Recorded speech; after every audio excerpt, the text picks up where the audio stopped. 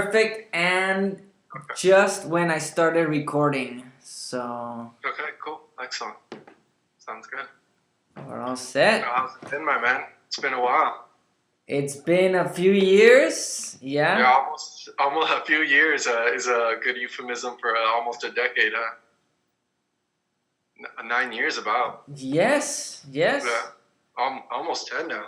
Yeah. Yeah. Although, I, Yeah. I do I look different? Um, more mature certainly, but it's always a thing that people that are younger than you, they seem to stay the same, but people that are older do definitely look like they change quite a bit. Oh, okay. But Well, you look different, especially because I see you on Facebook, and I think your picture there is from probably like I don't know, a year ago at least. Cause it yeah, you about no, actually about a couple of months ago, just or with longer hair, oh, or that's what it had my is. beanie on too. But yeah, in winter, yeah, because I was wearing that new coat I have. But it was at actually at a nursery that my girlfriend works at. It's a world famous nursery for orchids. So it's Andy's Orchids. It's a pretty interesting place actually to check out. Yeah, it's a Yeah, cool picture. It's in nature. I definitely like it, and yeah. I like I'm the holding the smallest little orchid in the world. what? I'm holding like one of the smallest orchids. It's like a Oh, tiny little flower. Yeah. yeah. You're always expressing yourself in euphemism and like almost code when I communicate with you. It's like Yeah, you're saying I guess something, but it's the opposite. Like that's how you talk. I do I've definitely noticed that I think I can't turn off the sarcasm is one of my things, but Okay, so anyways, for whoever is watching, I'm speaking with Marcos Perez, who I've known pretty much since all my life since I was in fourth since grade. elementary school, yeah. He's the older brother of one of my best friends from elementary school. So actually, my first best friend in public education. So, but now that we communicate on Facebook, I see his posts and I think he's a really interesting character or person. You know, I don't have the best vocabulary, so just bear with me. He's an interesting person because he speaks his mind, and I think he has a what might seem like a controversial point of view Certainly. for the majority of people. And so I'm gonna let Marcos pretty much make an outlet of this video, and Sure. what you can do is, you know, whoever you want to just get a better idea of who you are, you can send them over. Oh, by the way, you can tell them I have an interview on YouTube where you can get to know me or whatever. Okay. So just go ahead and give us your deepest, darkest, most sincere, you know, opinions, regardless of how controversial or whatever. Just speak your truth, and we'll go from there. Sure, certainly. They're not the most mainstream opinions. Possibly not outside of academia even. Um, I consider myself a Marxist-Leninist, which is pretty much a communist in the writings of Karl Marx, Frederick Engels, and Lenin. Um, and it pretty much incorporates the actual definition of socialism into it, and then it goes further than that into communism. Um, and that's actually one of the interesting things that there's a thing about mainstream politics right now where socialism is certainly more popularized, but I suppose the word is more popularized. And it's interesting in a sense that they actually don't generally mean what the and it's funny to say this because it's a soft science, I guess you would say political science, but there is a scientific definition to socialism, which when boiled down would be the worker or public control of the means of production. That's what socialism would boil down to. Okay. Now, a lot of people conflate that with government doing things. It pretty much goes down to that. They say when it's healthcare, that's socialism, and when there's public or free education up to and including university, they say that's socialism. But it's not necessarily socialism just because the government does it. It's actually it is a feature that is correctly attributed to socialism and communism, but it's not necessarily the definition of that. And most of the time, it's attributed to socialism is because in worker-controlled economy, there's a high level of democracy where workers vote in their best interest, and their best interest would be nationalized healthcare and nationalized or public and free education. And when I say free, that I would suppose would be another misnomer because it's not free. Their workers are paying for it, and they certainly instead of spending this money that is coming from taxpayer funds on militaries and interventions across the world, we're spending it on ourselves and on the betterment of society. And I suppose that's what you would boil down my viewpoint to. So I'm certainly opposed to the mainstream, I would suppose, a capitalistic view of most people in at least American society. I wouldn't say society in the world at large. Right. So from my experience, for example, I do think there is something wrong with the current system, because I find it really hard. I find it really difficult, and I consider myself someone who is capable of doing whatever task is at hand. I've pretty much accomplished in most areas I've ever set my target on in my life, especially in school. You're told learn this and execute, and I've been able to. And when it comes down to leaving college and entering the real world, I think it's a really difficult situation, and the most basic necessities are the ones that basically cost the most, because Correct. It's part of market, demand and supply, because we all need it. Whoever controls it can charge whatever it is. So the medicines, like 18% of all gross domestic product of the United States is spent on healthcare. Yeah, and do you mind if I address that actually really quickly? You're right in saying that the U.S. spends about the most of any other country, industrialized or not, in the world on healthcare per capita. And unfortunately, spending more money on healthcare doesn't equate to getting better health outcomes, because I don't have the numbers on me right now, but I believe we're 64th in the world. I can't recall exactly, but we're pretty far down the line in terms of healthcare coverage. We actually have worse or higher infant mortality rates for or higher mortality rates for women in childbirth than does Cuba. And Cuba, as you know, has a very proud tradition of socialism and heading towards the communism defined by Karl Marx. Right. No, and that's what I'm getting at, is that we're spending all this money, but even then, nobody pretty much, like, it's healthcare is still really expensive. For example, the EpiPen, I don't know if you know about this. It's the one Yes. for asthma. Um, when what happens is some laboratory, small laboratory, comes out with a cure, a new solution, such as what happened with the EpiPen.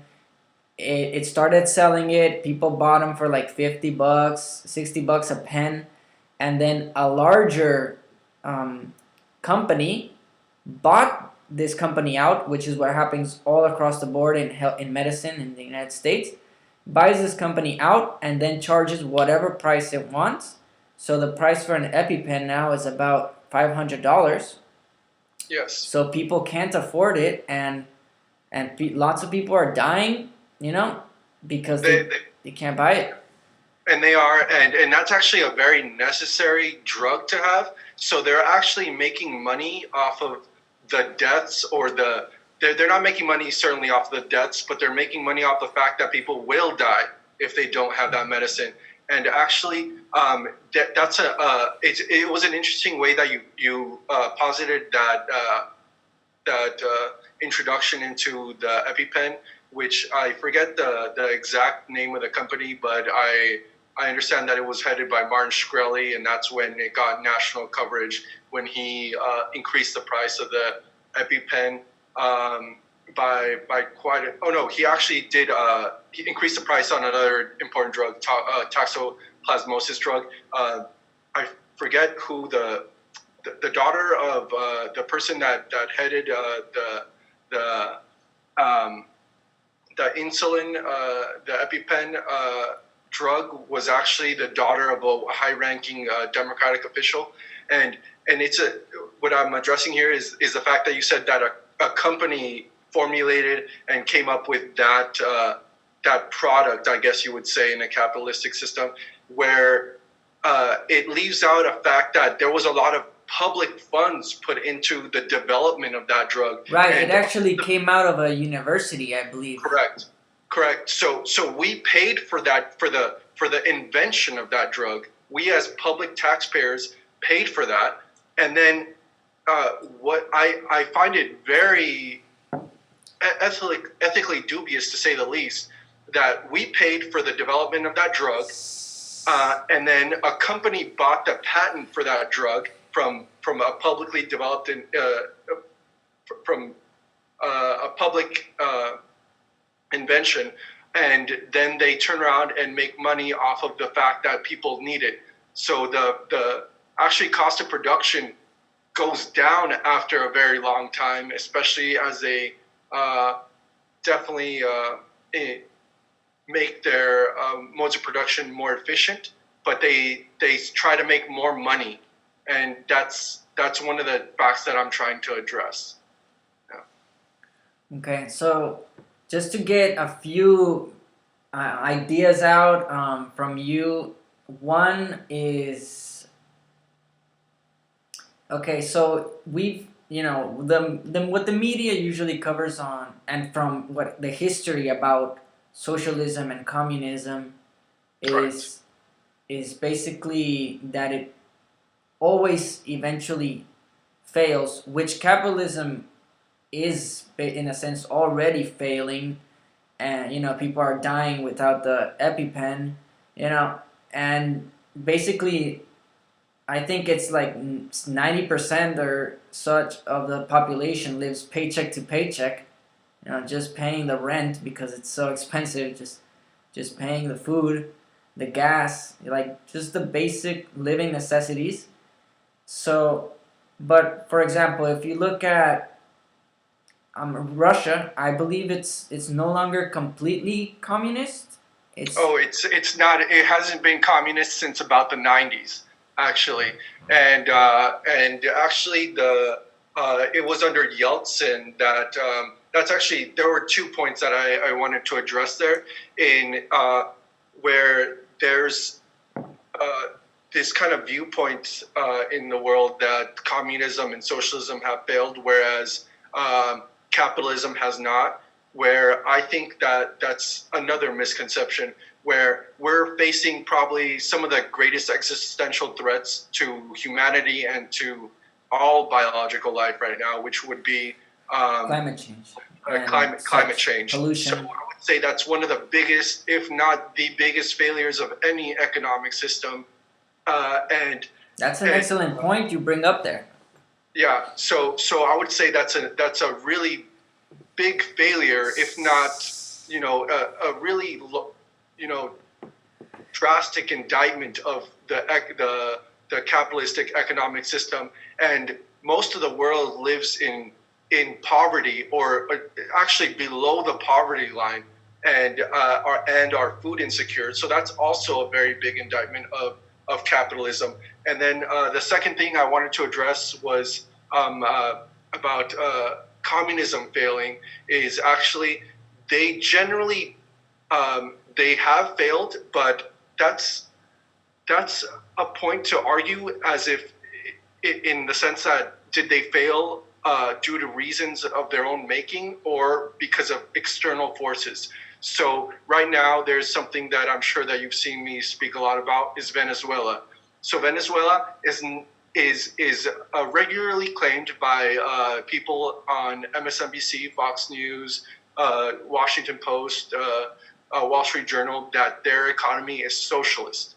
And again, I refer you back to the definition, the scientific definition of socialism, which would be the private, the public or worker control of the means of production. In Venezuela, actually, 70% of the GDP is privately produced. So if you looked at the actual data, they actually are less socialist than France. Would you consider France to be communist? I think France would be socialist. Now, if you now that you bring up France, what do you think about the whole yellow jacket movement over there, where people are? That's the Gilets Jaunes, the yellow vests. They're actually protesting a lot of the repeals of, and I would have to address that too. A lot of the sorry, I have to walk this back a second. A lot of the countries that are regularly called socialist are in fact not socialist, but social democracies, in which they use social programs to prop up capitalism. And that's actually another thing that I'll address. But since you asked about Gilets Jaunes, they're actually protesting a lot of the programs that have been implemented by Emmanuel Macron. And they're actually, I would actually even say programs is also a misconception, because he's repealing a lot of the programs that help keep people out of poverty, and he's trying to privatize a lot of industries, and implementing austerity, which is generally a term used more in the European countries. Austerity is generally when you cut social programs and increase tax cuts, which you've seen here in the United States as well, especially with this last large tax cut for the rich that Trump just did. And they've seen they've been implementing austerity for quite a few years in Europe, especially in countries that are not economically stable. And it hasn't been working out well. They've either stagnated or retracted as economies. And since I've addressed that, I wanted to address another point. Whereas going back to the fact that a lot of the countries are social democracies, and that is to say, social programs, or what a lot of people in the mainstream say socialism, not congruent with the scientific definition of socialism, social programs that pretty much prop up capitalism in order to make it work. So you need a national health service like you have in England. You need public education and public health programs in those countries, and those were actually developed as a response to the social programs that were implemented in the USSR in the 50s and the 60s. I think and Sweden gives free public education, or most European countries do. I think some of these Nordic countries, I can't recall if it's Sweden, that actually pay, a lot of these Yeah, institutions Sweden actually pays. pay kids or people to go to, I wouldn't say just kids, Yeah. but pay people to go to school, because they understand that it's important to invest in future generations, and that's something that I would say everybody can see is woefully lacking in the United States. Awesome. So we're gonna end this first part of the video just because I want to make sure I get that part of the video and it's not lost somewhere. So Yeah, definitely. we're gonna take a break while we're gonna keep chatting, but for the Okay. people watching, we're gonna do two parts. So I'm gonna end this part, and then if you want to watch the second part, you can click on the link somewhere over here. Okay. So.